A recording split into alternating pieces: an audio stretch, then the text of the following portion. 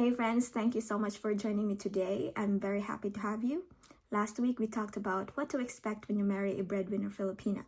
And in that video, I mentioned about emotional blackmail, a tactic that some Filipino parents use to pressure their children into getting what they want.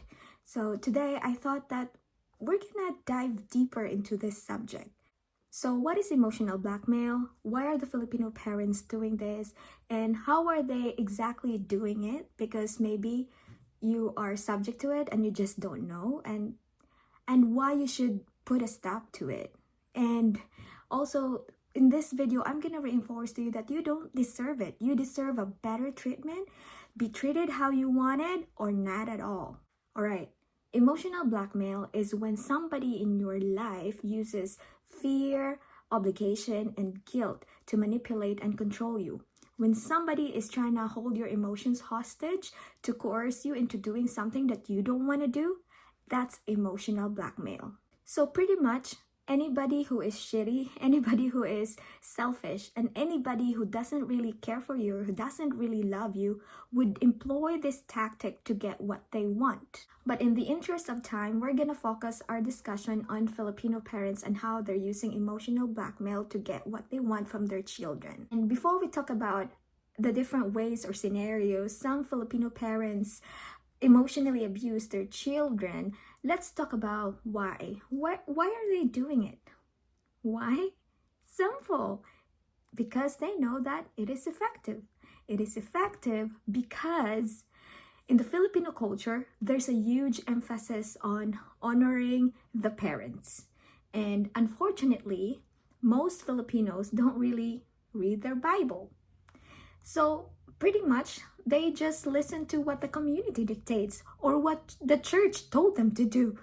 And mostly on this topic, church leaders would tell people that if you disobey your parents, God will rain down his punishment on you, or God will not bless you. Parents are really good in using this tactic because they know their children very well. They know their vulnerabilities. That's why they're exploiting them. They know which buttons to push, what are the things that the child values so much, and they're gonna use that to get what they want. Also, if there's something that you have to know about Filipinos, it's this. Most Filipinos put high value on what other people think of them. Now let's talk about the different ways Filipino parents are abusing their children. Yes, emotional blackmail is a form of abuse.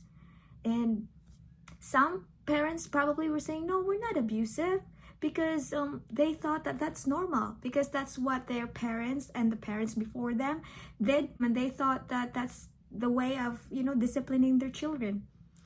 But now you know.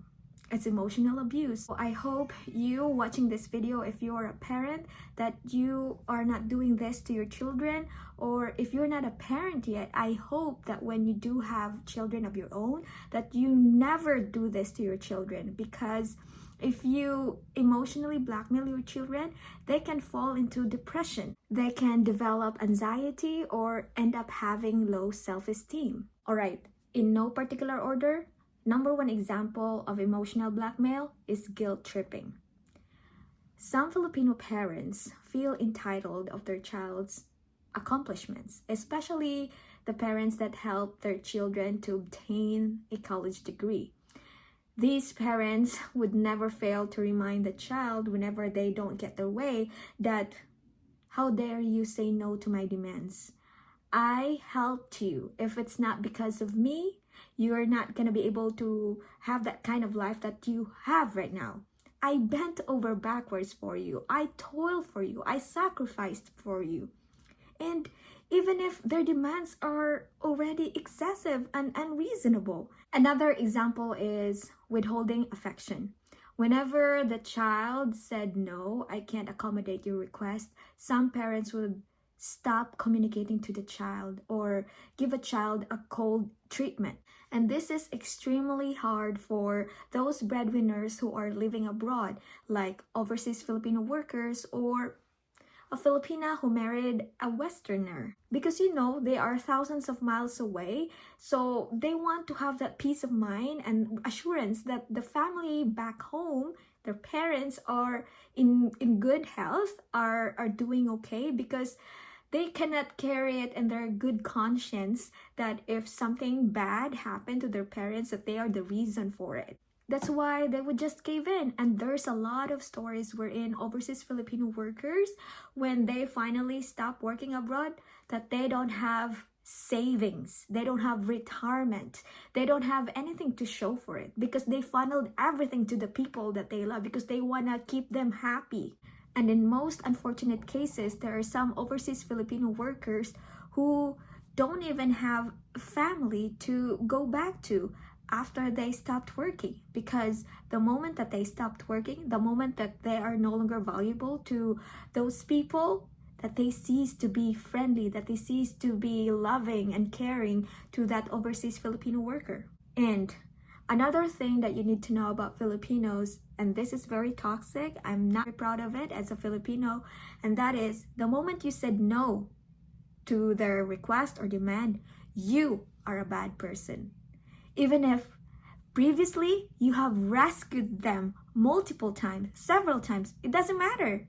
The moment you said no, all of that are forgotten. It's the now. You're a bad person. Another example is blaming you for their unfortunate circumstance or holding you accountable for their actions. Example, they sunk themselves into debt, but you are the bad guy. You are the reason why they are in debt, because you were only giving them $200 when you could give them $500. If only you gave them $500, that they wouldn't have to go to loan sharks that charge excessive interest. So you are the bad guy, when the real reason is that they were lazy and that they lived beyond their means. But no, they don't see it that way. They would pin the blame on you. And the parents know this, that the child cannot stand watching his or her parents suffer, that the child will rescue them. That's why they were so confident going to the loan sharks for money. They would think that, oh, I'll just squeal hard, I'll just complain hard, I'll just tell how hard life is, like how difficult life is, and that the loan sharks are after me, or they're gonna throw me in jail if I'm not gonna pay it. So, putting pressure on the child to pay off the debt. And most of the children, most of the breadwinners would cave in and would find ways to rescue the parents, guaranteed. I know it's hard to say no, especially if you are in the position or if you are able to help. But you need to teach them a lesson. You need to teach them that there are consequences of their actions. Because if you don't put a stop to it, they will just repeat the same cycle. As long as you don't put a stop to it, they know that that technique or tactic is effective and that they can get what they want by doing it, though. So what's stopping them from using that tactic? I know in the Philippines, in our family code, we are obliged to help out our parents. But actually, there's also a law that children are not liable to parents' debt. And if you are already helping your parents in the capacity that you can, that's already good enough. And also there's in the family code, it also states that if the parents are abusive, you are now freed up from that obligation of helping out your parents. Another example of emotional blackmail is threatening to hurt themselves. Oh, if you're not gonna support us, or if you're gonna stop supporting us, oh, we will just crawl to the cemetery. We're gonna die. We're gonna starve ourselves. Or going back to that example of debt, when some Filipino parents would say, oh, if you're not gonna pay my debt, you know what? I don't wanna be in jail, so I'm just gonna kill myself right here, right now, and be done with it. Another form of emotional blackmail is throwing a fit whenever they don't get their way. So some Filipino parents, the moment the child said no, would berate the child, would humiliate the child, would say, I don't know, nasty things to the child. And guess what? This child has supported the parents for years. And of the children that they have, this is the only one who has supported them. But because the child said no this moment, oh, you're the most ungrateful child. You're so bad. God has cursed me for giving me a child such as you. And when this happens to you, call them out right there to their face. And I know they're not gonna love it. They would probably try to use the phrase, "You're just my child. You cannot talk back."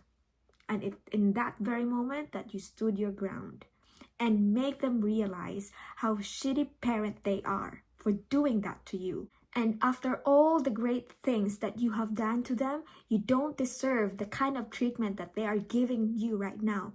And if there's anyone that God will curse, it's not you, it's them, because of how they treated you. That's not how you treat a child. That's not how a parent treats a child. Our God is not a blind God. He sees what's really going on, and He is fair. And He even said, "And ye fathers, do not provoke your child to wrath, but bring them up in the nurture and admonition of the Lord." All right, my last example of emotional blackmail is comparison. If you have more examples of emotional blackmail, please let us know in the comment section. Okay, so how does this work in the Filipino culture? So in the Philippines, Filipinos are really keen into like comparing their status versus others. So some parents would use this in a way wherein they would tell the child that, "You know what? Our neighbor so and so, his child is so amazing. He's such a good child. He's so generous to his parents. He built them a really huge house. He even bought them a car. Oh, our another neighbor, his child married an American, and oh my gosh, the American is so wealthy. He bought them a huge land. He took them to vacations. He gave them jewelries, and he gave them lots of groceries, and he built them a business. Oh my gosh, they're so lucky." That's a very passive aggressive way of asking from you. And when they're doing this to you, your reply should just be, "Good for them. Good for them." Or you can also call them out right there. You can ask them, "What is your purpose of telling me these stories? Are you unhappy? Are you unsatisfied of what I'm currently giving you?" And probably they would resort to pearl clutching. They would say, "Oh no, how could you think that way? Of course not. Of course I'm very happy of what we have."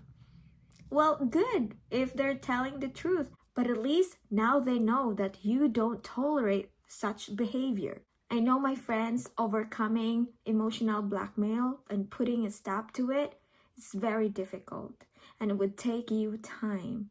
But I assure you that if you don't put a stop to it, it'll just go on and on and on and on. Because like I said earlier, if you cave in every time they use this tactic, for them, it is effective.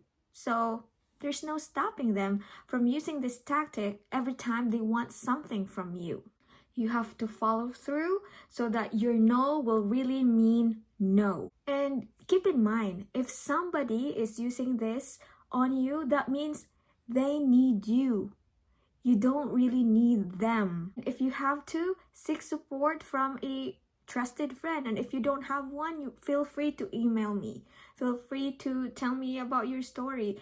And the good thing about reaching out to me is because I'm not related to you. I don't really know you, so there's no judgment. I'm just gonna be a listening ear. Or even even the act of like typing it or like telling me the stories via email, it would be cathartic for you. So yeah, just try and do it. Even if I cannot promise you that I'm gonna reply because I'm also busy. I'm not a full-time YouTuber. I have a full-time job. I'm also a mother of two, and I have a house to keep up and a husband to serve. Definitely, I would feel honored if you choose to share your story with me, and guaranteed that I will treat it with utmost respect and privacy. If you are married, tell your husband about it. Do not hide anything from your husband, because he might wonder why you're having such a foul mood, and he might think that it was him that's causing you to have that foul mood. Tell him. Do not hide anything from him. And if you are the husband, it is during this time that you reassure your wife that she doesn't need other people's validation. And my friends, my son is already outside my door, so I have to stop this video now. But anyway, remember, be treated how you wanted or not at all. See you next time.